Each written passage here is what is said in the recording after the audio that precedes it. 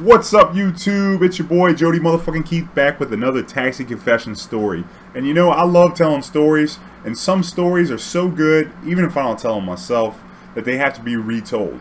And as I drove a cab, I met a couple cab drivers. I met a lot of cab drivers, and you know what? A lot of people think a lot of cab drivers are assholes, and maybe that led to Uber and Lyft coming up.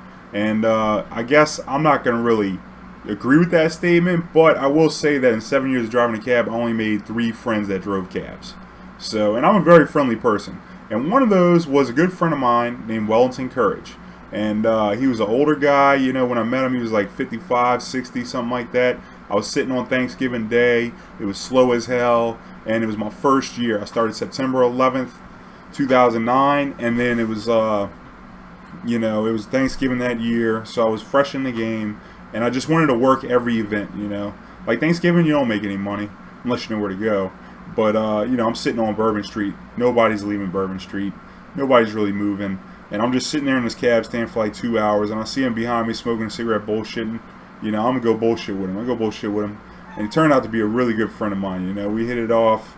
You know, he told me a couple stories, you know. He guided me through a lot of the cab experience. He's the one that taught me about the Cosmic Dispatcher. And so this is one of the stories that he told me. The motherfucker could tell a crazy cab story. And this is one that he told me that I always enjoyed, and one that I always like to tell. And whenever I would get somebody in his cab, you know, if I needed a ride, he was picking me up, I would always get him to tell my friends. So I'm going to tell this story in the first person, but it's not my story. So I can't claim it, but I'm going to try and do it as well as he would have done it. So basically it goes something like this. You know, I was driving a cab, and it was like, you know, right after Hurricane Katrina, and everything was pretty much wiped out, especially out by the lake. You know, they didn't have a light on in the whole lake view. And I was downtown, and I got this guy flag me down, and he wanted to go to Lakeview. And I was like, you going to Lakeview? They ain't got nothing in Lakeview. He's like, yeah, man, I got my house over there. We got a generator, da-da-da-da-da. It's all good. You know, so... You know, we're riding, and he's acting a little anxious in the back, and I'm like, man, what's up with this guy? And I got the music cranked up, you know, because I listen to good tunes, you know, and we're riding. I got the Dr. John on, you know, and then we cruising, and the Dylan comes on, you know, and then we riding a little bit more, and the Petty's rolling, you know, and then we end up pulling up, and Lakeview is one of the few neighborhoods in New Orleans where they have houses, and then they have alleys behind the houses. Like, you can go down the side street and then cut up the alley to park it behind the house. There's no driveways in front of the houses. You got to go in the alley to park your car. So I pull up on the street side. Dude's like, yeah, this is the house. I'm looking. Of course, they don't have a light on in this motherfucker because there's no lights in Lakeview, you know, right after Katrina. And so I'm sitting there, and the meter says $23. And he goes to get out, you know, and he's like, oh, man, I got to run inside, man, and go get the money. I'm going to be right back. I heard it a million times. I'll be right back with the money. They don't always come back with the money now.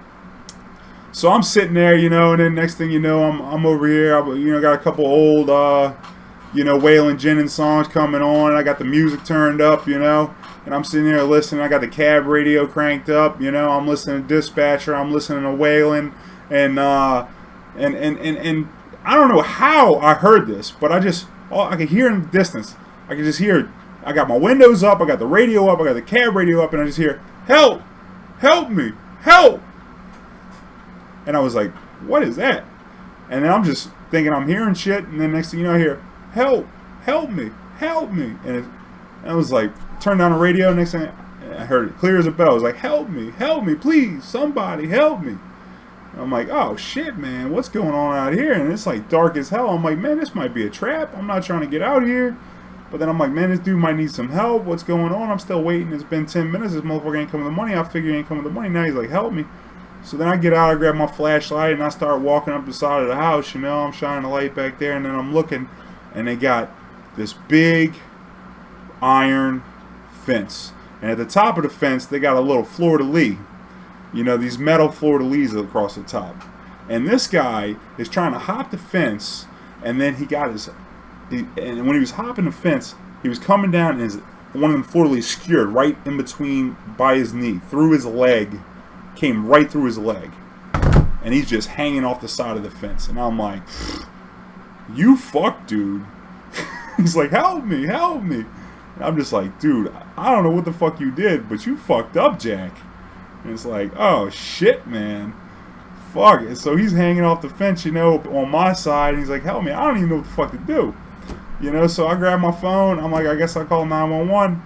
Call 911, man, and they coming out here, and I'm like, man, this dude was trying to run from me, hopped the fence, got himself skewered on the top of this fence, and I'm over here, and I'm holding him up, to relieve the pressure, like he was hanging straight down off this fence, and I'm like lifting him up, and I'm sitting here waiting on the ambulance. I'm like, this motherfucker tried to run from me, and you fuck Jack hanging off this fucking fence. And I'm sitting here at 15, 20 minutes, 30 minutes, I'm sitting here 30 minutes, this motherfucker's bleeding on me. And then the ambulance shows up, and they gotta cut the fucking fence to get him off the fence. And then he gets off, he's still got the fucking shit in his leg, they put him in the ambulance, and then the police officer's like, oh man, you're a hero, man, you saved this guy's life. And I'm like, well shit, man, he bled all over me, I was just trying to get my $20. He's like, oh, he didn't pay you? I said, nah, he didn't pay me. Fuck, well, man, that was nice of you, you saved his life, and he was trying to run on you? I said, yeah, I guess it's how it goes. Fuck, man, it's just how it goes. Oh, shit, man. But, yeah, sometimes, people try and do bad by you, and it's kind of fucked up. I guess it's the moral of that story, and so, like, I mean, save the dude's life, even though the dude was trying to run on him. Obviously, you're not going to let somebody die on a fence, but, fuck, I guess if you got to sit there for 30 minutes holding them up while you fucking getting bled on, by somebody who just don't give enough shit about you to tell you that they don't have the money. It's pretty fucked up, man. But, yeah, man. I hope y'all enjoyed the story. If you enjoyed the story, check out the other stories below.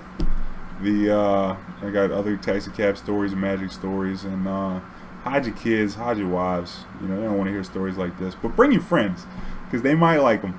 So, if you like the story, like, comment, share, subscribe. And, tell me about a situation where you did something good by somebody who didn't necessarily have your best interest at heart. And we'll catch you on the next one. One love, good vibes.